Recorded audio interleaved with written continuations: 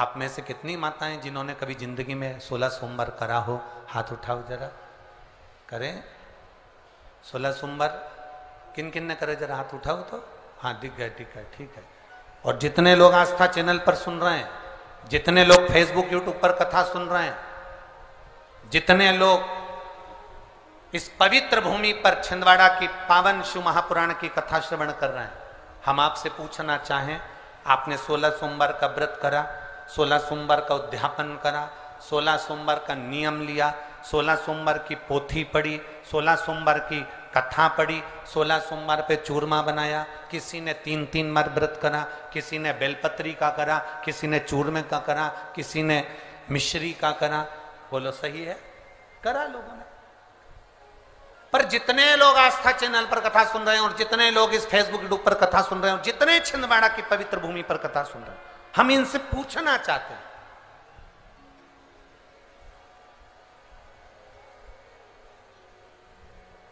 पांच व्रत नहीं, 6 व्रत नहीं, 7 व्रत नहीं, 11 व्रत नहीं, हमारे सनातन धर्म में तो 11, 21, 51, बोलो सही है, 7, 5 ऐसा नियम चला आया है हमारे सनातन धर्म का कि 5 व्रत करना है, 7 व्रत करना है, नवरात्रि के 9 व्रत करना है, 11 व्रत करना है, 21 व्रत करना है, 31 करना है, 108 करना है, 1008 करना है। ऐसा नियम हमारे शास्त्रों का चला आया। फिर आखिर 5 व्रत नहीं, 7 व्रत नहीं, 6 व्रत नहीं, 4 व्रत नहीं, 3 व्रत नहीं, 16 व्रत का नियम कहां से आया? 16 व्रत ही क्यों?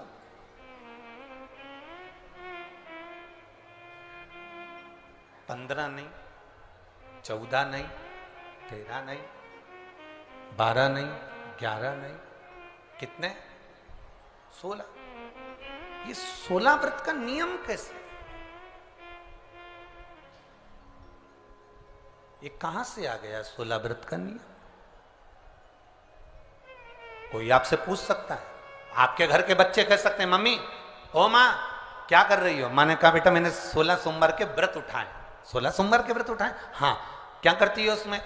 बेटा शाम के समय जब तीसरा पहर होता है, प्रदोष काल होता है, प्रदोष का जो समय होता है, शाम का जो समय होता है, उस शाम के समय पर हम 16 सोमवार का पूजन करते हैं। शिव जी का शिवलिंग का निर्माण करना या शंकर भगवान का शिवलिंग घर में उसकी पूजन अर्चना करना, उसका निर्माण करना और पूजन करके जो भी चीज से हमने सोमवार करे हैं, जो 16 सोमवार के प्रथम सोमवार में चूरमे से करो, चाहे तुम बेलपत्री से करो, चाहे तुम मिश्री से करो, जिससे तुम पहला व्रत करोगे, 16 की 16 व्रत उसी चीज से होंगे, उसी प्रसाद से होंगे।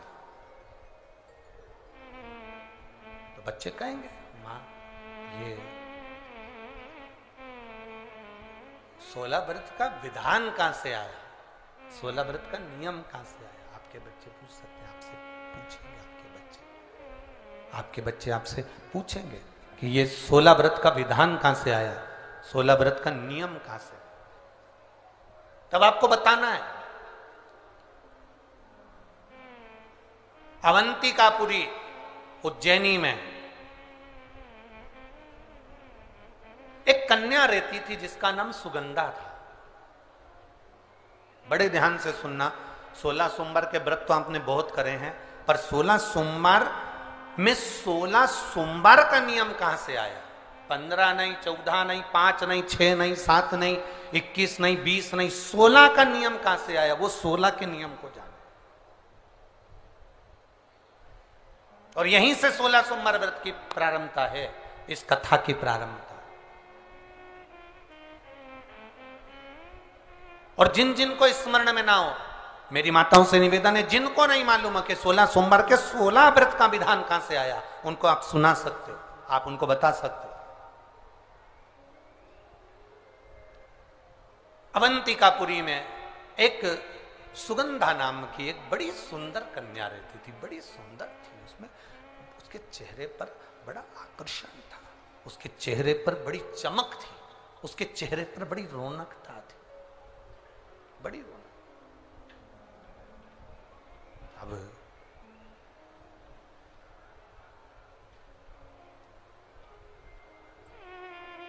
उसकी माता सुगंधा की जो मां थी,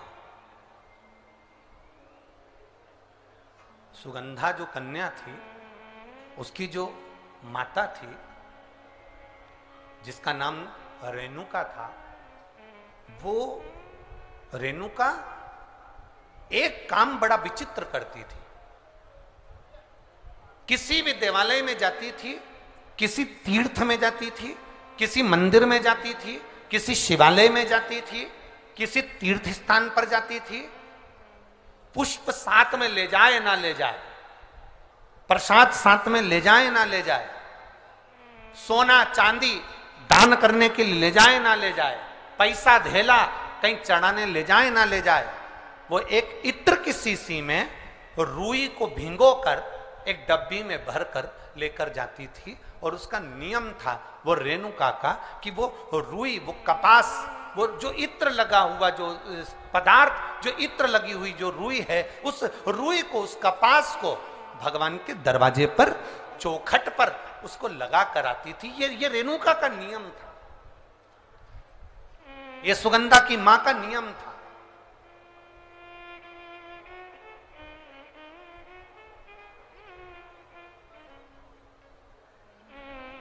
एक नियम हमारी जिंदगी में हम जो लेते हैं, वो नियम हमारे लिए सिद्धता देता है।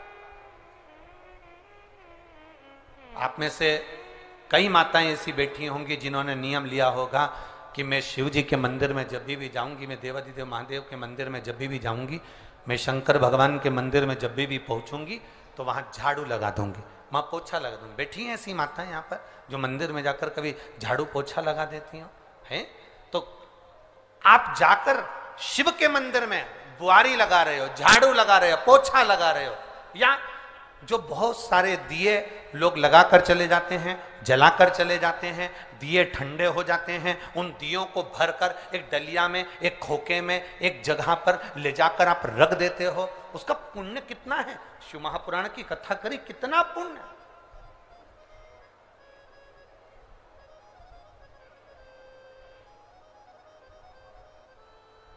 गुरु नानक देव जी ने तो अपने शिष्य वाले से कहा था, गुरु नानक देव जी अपने शिष्य से कहते हैं, संत शिरोमणि में भी शिरोमणि परम पूज्य गुरु नानक देव जी अपने शिष्य बाले से कहते हैं, बाले सुन, भंडारा करने वाला भंडारा करे, लंगर करने वाला लंगर करे, चखने वाला चखे, करने वाला करे। अगर भूलवश भी, बाले, अगर कोई भूलवश भी उस लंगर के स्थान पर से मात्र एक गीला कपड़ा कर कर, एक पोछा कर कर, एक बुआरी सवारनी कर कर अगर निकल भी जाता है तो वो अपनी जिंदगी के कई दुखड़ों को समाप्त कर जाता है। गुरु नानक देव जी कह रहे हैं बाले से।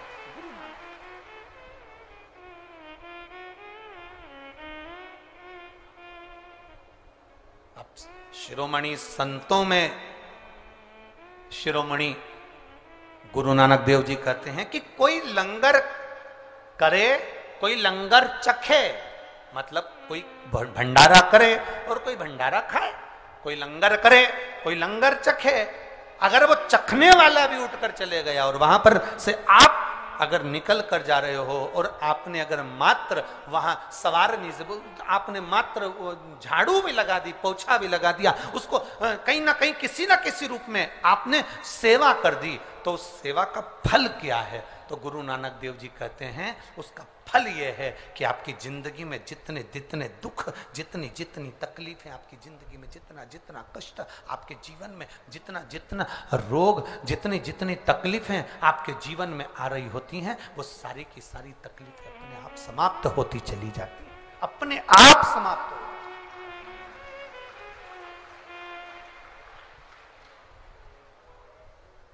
अब रेणुका नियम था, एक इत्र की शीशी में से इत्र निकाल लेती थी, उस इत्र को रेणुका वो भगवान की जो चौखट थी, भगवान का जो द्वार था, भगवान की जो दरवाजा था, भगवान का जो द्वार था, भगवान की जो चौखट थी, उस चौखट पर उसको लगा देते। रेणुका, उसका फल क्या मिला? अभी इस पत्र के माध्यम से अपन ने सुना, इन्होंने जो फोटो लगाए करे सब, इस पत्र के माध्यम से अपन ने देखा कि डॉक्टर ने कह दिया, डॉक्टर ने बोल दिया कि गर्भाशय में जो बच्चादानी है उसमें इतना तत्व नहीं, इतना बल नहीं है उस बच्चेदानी में कि वो बच्चा सहन कर ले। पर पहले भी आपको कथा में कहा, देवता देते हैं पल्ला झाड़ कर और महादेव देते हैं छप्पर फाड़ कर। ये महादेव की देने की रीति बड़ी विचित्र